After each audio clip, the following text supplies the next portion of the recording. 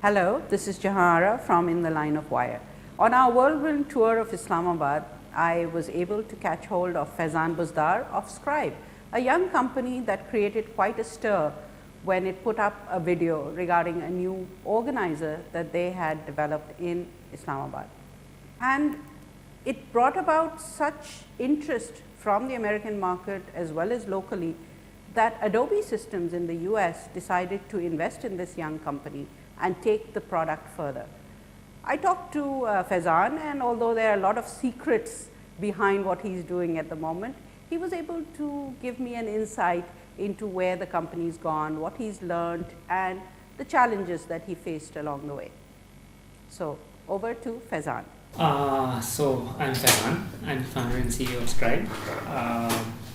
Scrybe was publicly launched in 2006. Which created, some degree of noise. In fact, a lot more noise than we expected or even maybe wanted. At that point, it was a really small company. I think smaller than this room that we're sitting in right now. Just 4 people, 3 people other than me, and we were hoping to get a few thousand users interested, but we were really barraged by some really good coverage by all the mainstream tech media. At that point, what was interesting was that it was one of the first apps that actually worked offline.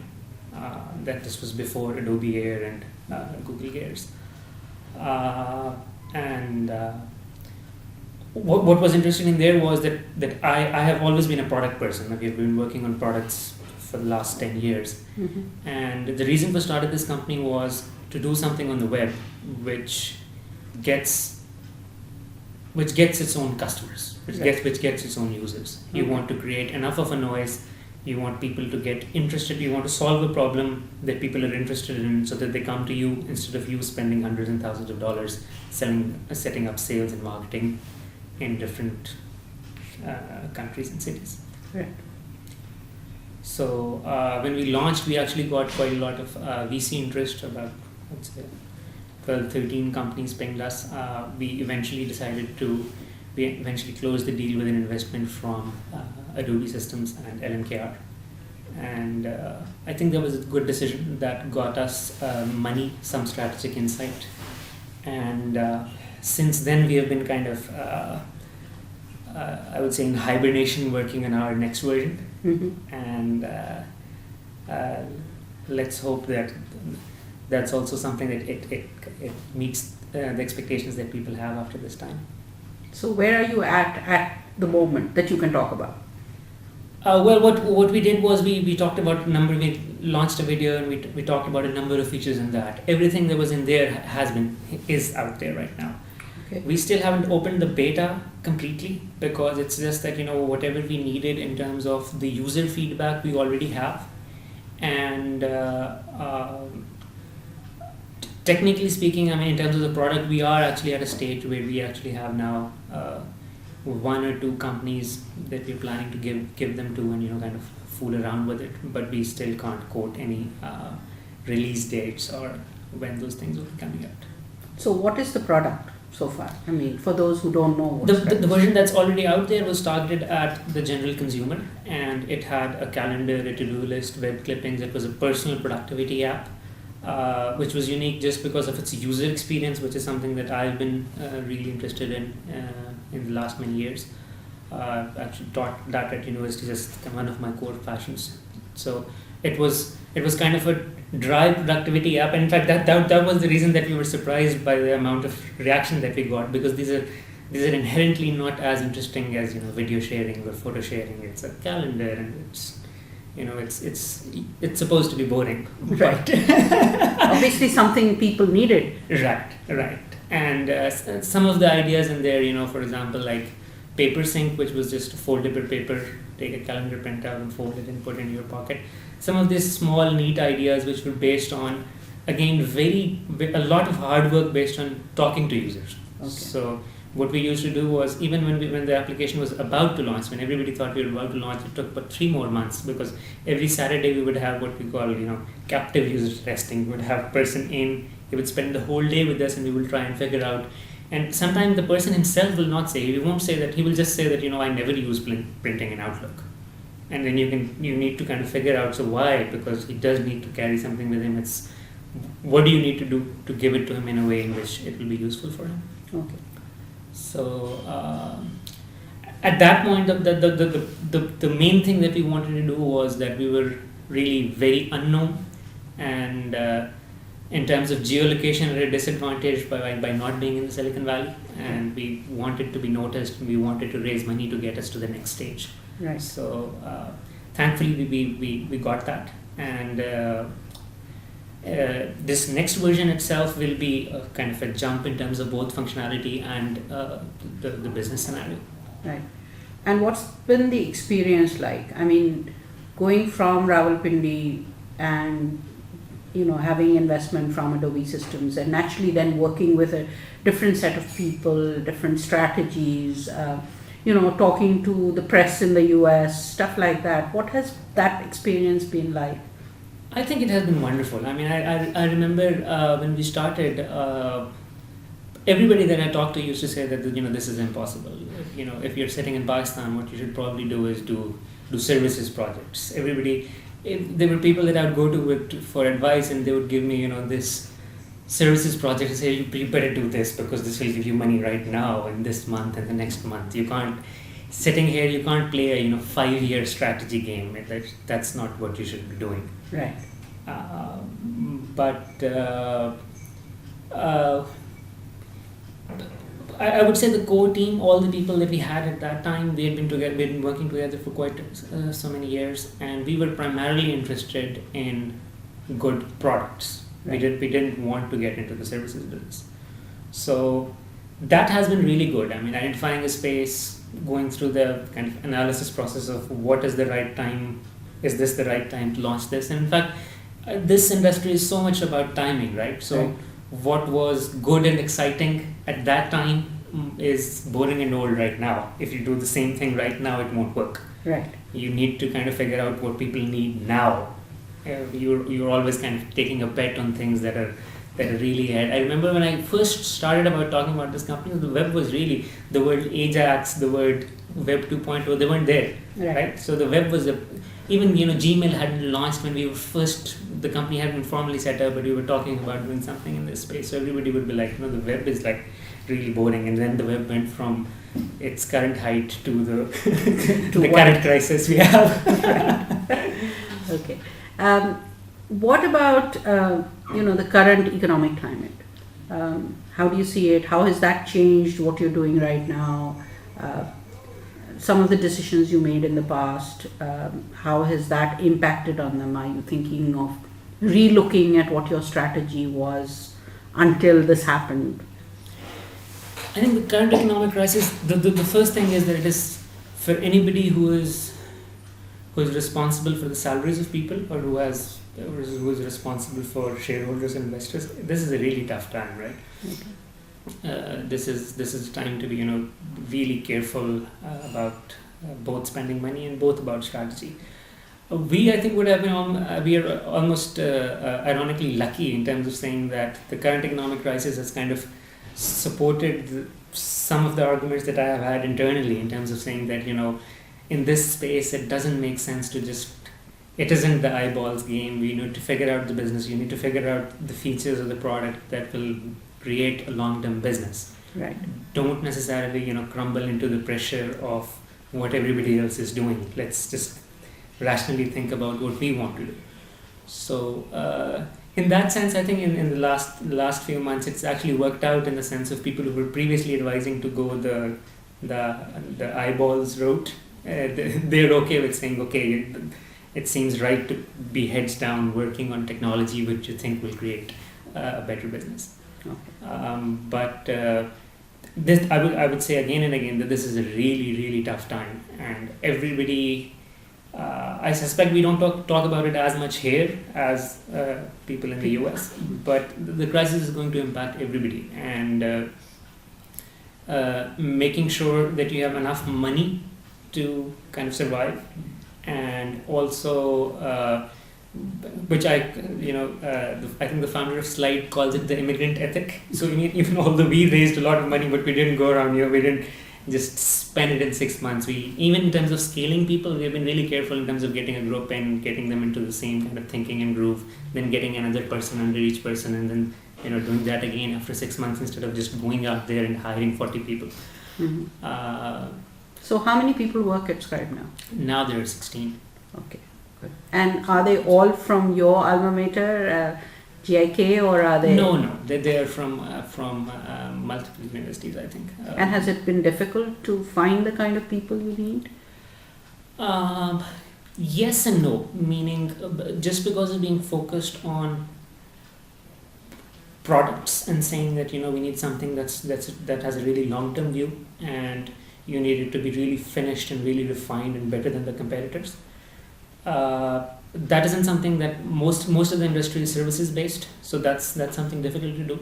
But I would say every time that I go to universities and I talk to people, I am amazed, excited by the amount of raw talent that we have available.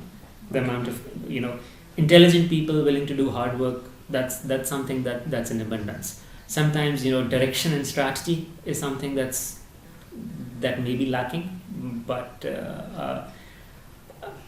I wouldn't exchange this for anything else. This is the, you can, if you want to do something, I don't think you can say that I won't get money, and you can't, you won't be kind of disabled by your location and saying that I can't find enough good people to do what I'm doing. You've met a few of the entrepreneurs, IT entrepreneurs coming out of Pakistan. Do you think there are a lot more who will emerge from Pakistan, and what advice would you give kids who are wanting to start their own companies?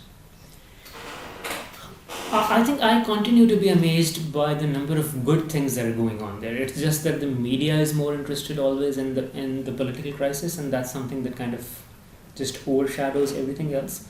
But if you talk about the number of successes, you will find companies in everything, and you will find individuals from everything, from medicine to technology to NASA to everything. You will find individuals doing great work both here and people who have settled in the US or in Europe. And you'll find entrepreneurs taking huge risks while having the right strategy, not just being cowboys. And I'm still amazed and happy every time that I meet somebody. It reminds me that this is in 1990s. 10 years ago, 5 years ago, the environment was significantly different. I think we're definitely seeing a change in terms of the number of people that you meet, and you go, wow, it's nice meeting him. Sensible guy, doing hard work, will get somewhere. Right.